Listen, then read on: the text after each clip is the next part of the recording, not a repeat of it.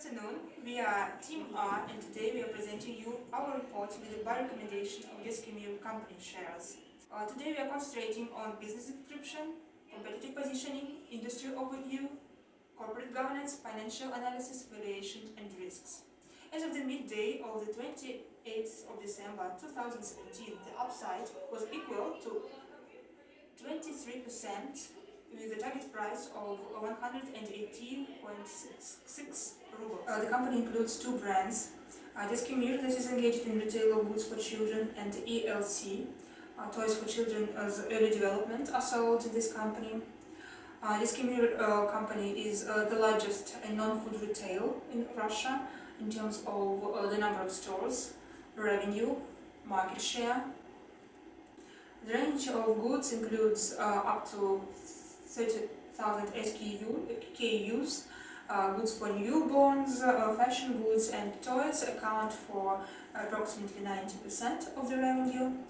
The activity of the company covers almost all the territory of the Russian Federation, and it also operates in Kazakhstan, but still the company has great potential for expansion, and it will definitely use all these possibilities in the near future. Deskimir is an undoubtful leader among non-food competitors on the Russian non-consolidated market. The biggest threat to Deskimir is competition with retail stores due to the fact that they have big retail space and the capacity to increase it due to high demand. The other reason is that consumers tend to buy hygiene products from these stores. Direct competitors may be divided into those who operate online and omni-channel competitors.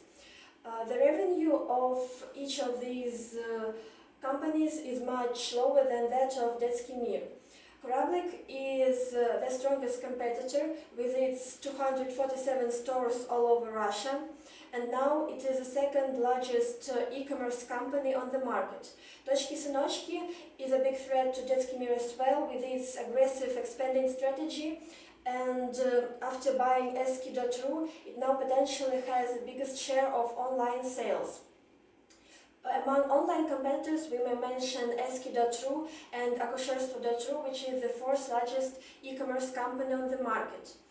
Clothing stores may be considered a threat as well, due to the fact that they have their own kids' clothing lines. But when we talk about small businesses and traditional marketplaces, we may say that Deskimir has an opportunity to increase its sales by crowding out those stores. There are several tendencies on the kids' goods market. First of all, the demand for newborns and infants' goods is expected to shrink, and those losses won't be covered by the increasing sales of goods for the older age group. Secondly, the general tendency among Deskimir's competitors is operating through online channels.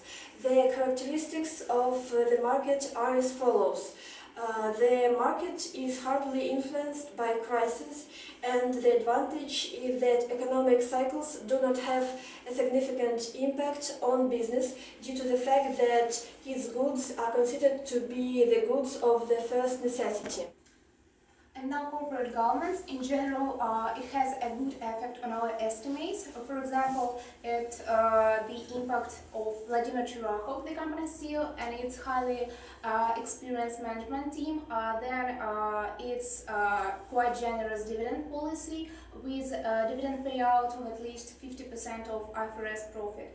But as for drawbacks, it is the company's main stakeholder, Sistema companies, legal actions with Rosneft, and as Sistema company is obliged to pay 100 billion to Rosneft, it will require additional cash from the Deskimir company, and that is why we add 1% premium to our cost of equity valuation, and also the board of directors is quite biased towards management and stockholders, as it is not independent. And now industry risks. First of all, due to OPEC agreement on oil production growth, we expect low probability of ruble depreciation, and that is why central bank is willing to reduce interest rate, and also there is great opportunity for extension due to the fact that large territory of the Russian Federation rests uncovered. And then, as for negative aspects, first of all, the fertility rate is expected to decline, and such factor can be offset by financial allowance promised by the president even for a first child in a family. And also it is important to mention such factors as higher rent costs in large cities, and corporate governance risks and ecosystem risks, which have already been covered. Financial analysis. Deskimir has the biggest and the fastest growing revenue in the industry. Revenue growth is mainly derived from the aggressive expansion policy, good like-for-like performance, and growing market. Macroeconomic instability does not affect revenue to a great extent, and the industry is hardly influenced by crises.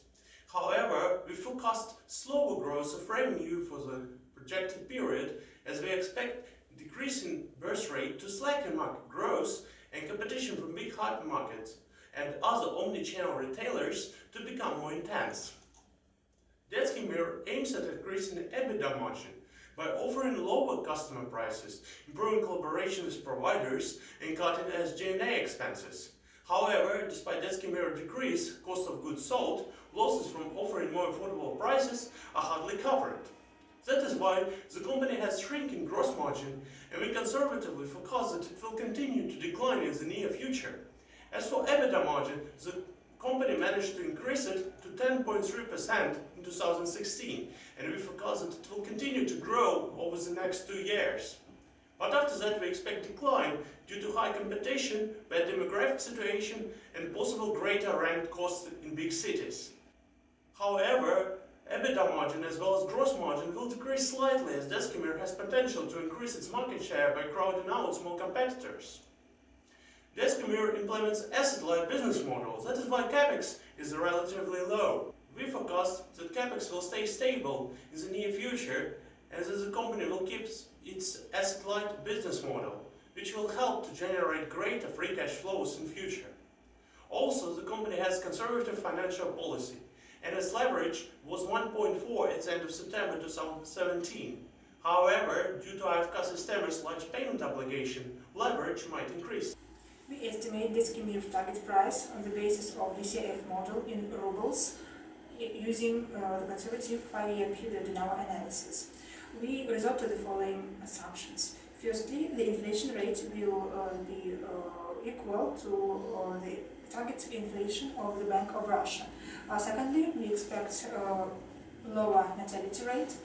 The rent of costs will make up a higher percent of revenue. The costs for personnel will slow down as a percent of revenue. Expansion policy will be weakened sometime later.